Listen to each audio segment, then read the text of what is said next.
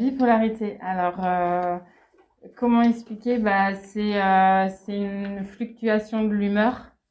Et du coup, il y a des petits événements qui peuvent aussi bien engranger des phases positives que des phases négatives. Et du coup, c'est très difficile, c'est très subtil, Est-ce que c'est tous les bipolaires, ils sont bipolaires pareil ou... non. Alors, dans mon livre est fait en deux parties. Il y a une partie comprendre et il y a une partie apprendre. La partie comprendre c'est très succinct en fait. Je me présente parce que je pense que c'est plus agréable pour la personne qui lit parce qu'en fait c'est sous un pseudo que je publie ce livre.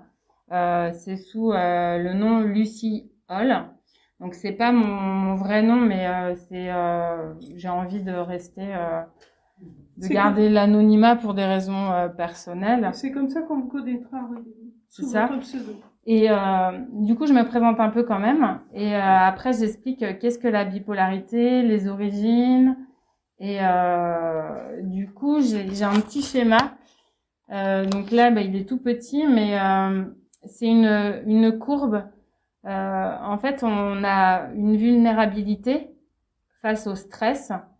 Et en fonction du temps, les facteurs de stress peuvent faire qu'on est impacté au niveau de notre courbe du bien-être, entre guillemets.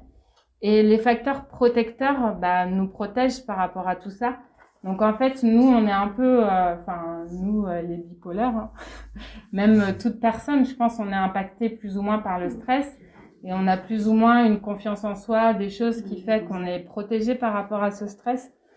Et en fait, chaque personne va réagir différemment par rapport à tout ça.